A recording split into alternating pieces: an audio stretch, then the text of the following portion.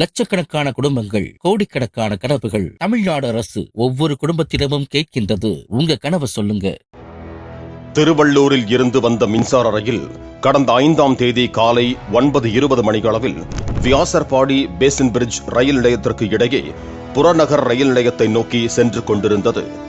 அப்போது புறநகர் ரயில் நிலையத்தில் இருந்து திருவள்ளூர் வரை சென்ற மின்சார ரயிலில் இருந்த நபர் ஒருவர் காலி மதுபான பாட்டிலை வீசியதில் எதிரே சென்ற மின்சார ரயில் ஜன்னலில் பட்டு உடைந்ததில் திருவள்ளூரைச் சேர்ந்த சதீஷ்குமார், பழனிவேல், ஆனந்தன் ஆகிய 3 பயணிகளுக்கு நெற்றி, தலை, கழுத்து ஆகிய பகுதிகளில் காயம் ஏற்பட்டு துடியாய் துடித்தனர். தகவல் கிடைத்து வந்த RPF போலீசார் காயமடைந்த ரயில் பயணிகளுக்கு முதலுதவி சிகிச்சை அளித்து சென்னை ராஜீவ்காந்தி அரசு மருத்துவமனைக்கு அனுப்பி வைத்தனர். இதுகுறித்து வழக்கு பதிவு செய்த பெரம்பூர் ரயில்வே காவல்துறையினர் நடைமேடையில் உள்ள CCTV காட்சிகளை ஆய்வு செய்ததில் தள்ளாடியபடி நபர் ஒருவர் செல்வதை உறுதி செய்தனர். இந்த நிலையில் அந்த நபர் யார் என்பது குறித்து பழைய குற்ற வழக்கு பட்டியலை தூசு தட்டிய போது ஏற்கனவே சென்னை சென்ட்ரல் ரயில் நிலையத்தில் பல்வேறு குற்ற வழக்குகளில் தொடர்புடைய ஈரோடு மாவட்டத்தைச் சேர்ந்த கேப்ரியல் துரைசாமி என்பது தெரிய வந்தது.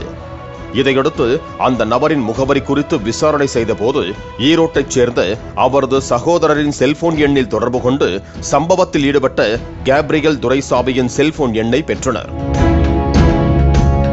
அப்போது சம்பந்தப்பட்ட நபரின் செல்போன் எண்ணின் டவர் லொகேஷன் படி பின்தொடர்ந்த காவல்துறையினர் கேப்ரியல் துரைசாமி கலைவாணர் அரங்கம் எதிரே உள்ள மதுபான கடை அருகே இருந்த போது கைது செய்து பெரம்பூர் காவல் நிலையம் அழைத்து வந்து விசாரித்தனர்.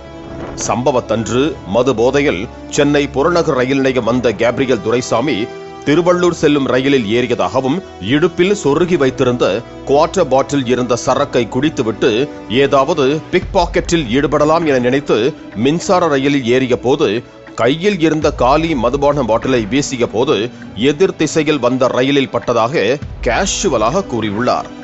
இவர் அலட்சியமாக செய்த கொடூர செயல் 3 பேருக்கு இரத்த காயத்தை ஏற்படுத்தி மருத்துவமனையில் சிகிச்சை பெற வைத்துவிட்டது.